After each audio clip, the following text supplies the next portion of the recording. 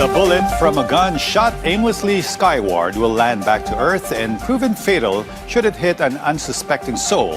Hence, lawmakers and the police are strictly urged to eschew such custom by muzzle or tape wrapping the handles and triggers of their service firearms during the New Year's Eve's celebration. Thus, police commanders are in serious discussion to revive such practice after a 3-year pause with an even stricter one-strike policy, which our Ryan Lisigas details in this report. For 3 years, the Philippine National Police or PNP has not implemented muzzle taping of firearms during holiday season and New Year. But this year, they may bring back the sealing of firearms. According to PNP Public Information Office Chief Police Brigadier General Randolph Tuanyo, this was one of the topics discussed in the meeting on the enhanced managing police operations. In line with this, the PNP will also implement a one-strike policy for commanders who fail to immediately act on cases of indiscriminate firing in their areas of responsibility. This applies if the commander fails to immediately resolve the case.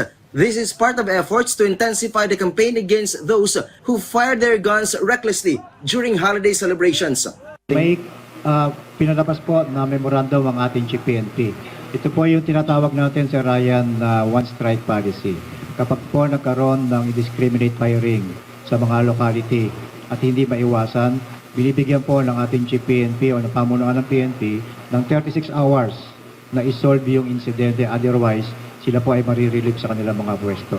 Meanwhile, the PNP has also increased the number of personnel to be deployed for security this holiday season. About 100,000 members from law enforcement groups and force multipliers will be deployed. Of this, 70,000 will come from the PNP with the goal of ensuring a trouble-free long holiday break.